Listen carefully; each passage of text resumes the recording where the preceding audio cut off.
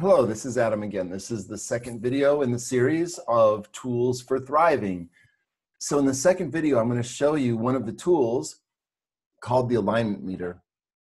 Just as a recap, last time what I shared with you, if you want to look for that first video, if you haven't seen it and are interested, what I did is I talked through this worksheet that I call the healthy adaptation to current environment, or I just call it the game plan too, as a shorter version. But I talked through the stages, each one of these. I won't repeat them, but these stages, the reason this approach works is it's based on these three principles. And I've talked a little bit about each one. I'm going to delve more deeply. I'm going to talk about a tool for alignment that we call the alignment meter. And this is something that this is something we all experience already. I'm not making up anything new here in describing this.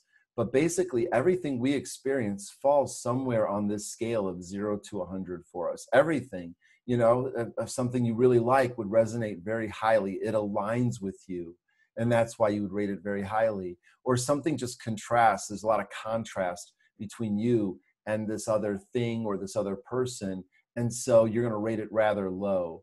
So for some people, black coffee they love it, and they need it every day, and it's one of their favorite things, and they're really into it. And for other people, they just couldn't care less, or just even disdain the coffee. Couldn't care less would be somewhere very neutral, but they might actually really just disdain the taste of coffee.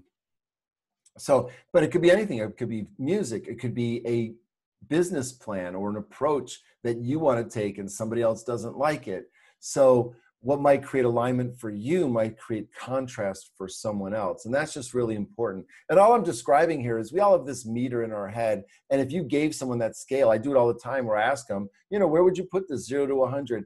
People are surprisingly good at putting it remarkably close. They'll be like, oh, this is a 67.3. You know what I mean? Like, we really do have a sense for how well things align or contrast with us. And that's where we begin this discussion. Is what does alignment do, or what are the effects of alignment or contrast with us? And I want to be very clear about something too, because it almost looks like contrast is, negative and the bad thing. The truth is that contrast simply cannot be avoided. It is a factor of life.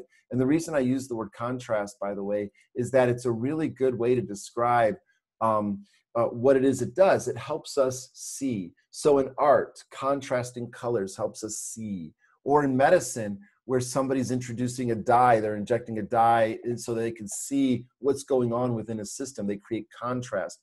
Well, the same thing in our lives. The things that are contrast for us, they're meant to help us see something. So I regard contrast as the teacher. That's really the best way to think of contrast. Is there's a lesson for us in there. I know it's hard because we don't like contrast, but if we really do stop and say, all right, what does this mean? It'll tell us, it means, you cannot have happiness, you cannot have alignment unless you do this thing. It's teaching us either do this, which means either, get something or get rid of something. It's usually one of those things. There's a way of thinking you need to get rid of, or a way of thinking you need to gain, or a little bit of both, or knowledge, or an understanding, or a skill. And if you do that, you will then move from contrast toward alignment. And it's very important,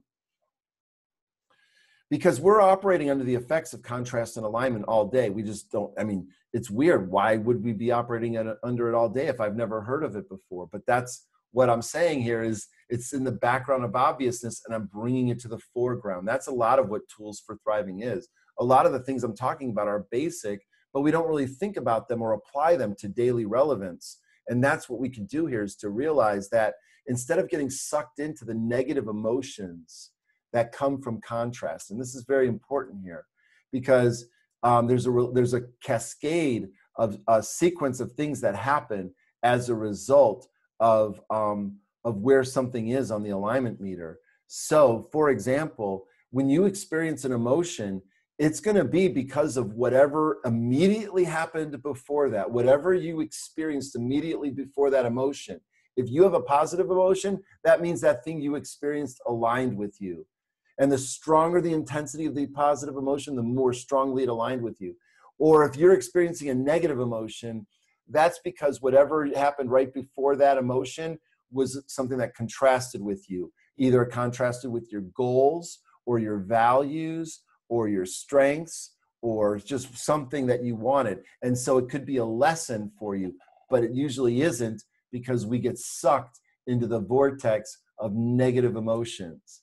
And other people do as well. So if we can realize that contrast will create or spark negative emotions, and alignment will create positive emotions, then that would help us think, where do we want to go? And sometimes, and alignment doesn't mean always being nice and friendly. Sometimes it means, it always means getting to the issues and not even getting distracted by the other things. And if we can resolve and move toward alignment, then when things are aligned, we experience positive emotions. And we can go more deeply into what those are, but I'm trying to be quick in this because the emotions we feel will determine how engaged we are. And this will be the topic for our next video. We'll talk about engagement in the third video in the series. It's a very important topic, and it's probably not what you imagine it to be or what we're told it is a lot of times. There's a way better way to conceive of engagement, and we'll talk about that.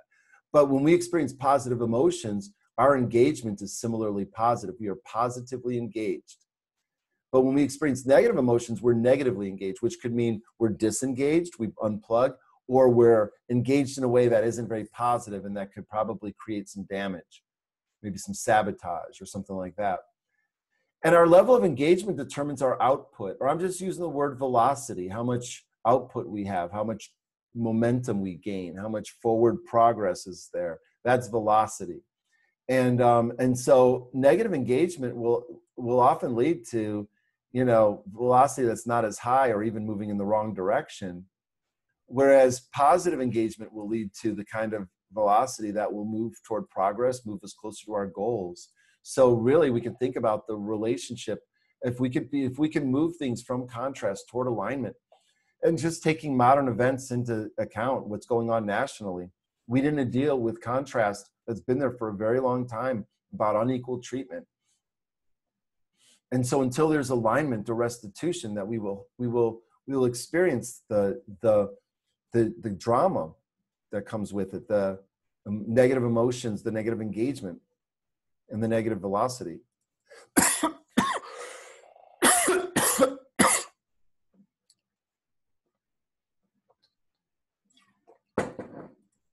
But then there's something else that happens, and it's kind of an interesting turn, is that the velocity we have determines how we feel about each other. So that's a poor excuse for an arrow, but you see that. And if we have low velocity, you can see what might happen to the way the team members feel about each other versus if they have high velocity, where you have positive rapport. And that level of rapport feeds back right into the emotions. So positive rapport leads to positive emotions. If you think about people that you don't get along with, that rapport, what does it do to your emotions? And so we want to, as much as possible, move ourselves, our teams, our organizations from contrast toward alignment. And there's always something we can do. And that's a really important point here. There's always something we could do to move in this direction. We may not go from here all the way to here, but we could always do something to move from here toward here and from here to here. And that's what we need to be thinking about. And that's the principle of progress, which should be a topic of another video we'll cover. But this is moving in the correct direction, and that's what we're looking for. And that's what the alignment meter helps us identify. Where's the contrast? Where's the alignment? And what would it look like to move it forward? So we'll stop the video there. There's certainly a lot more to say. Like, I would love to cover these zones there and what do I mean by that. But for now, let's leave it there and leave some feedback if you want to know more, or if you're interested in these topics. It lets us know to keep doing this. So thanks again for checking it out. And we'll do some more. We'll see you next time.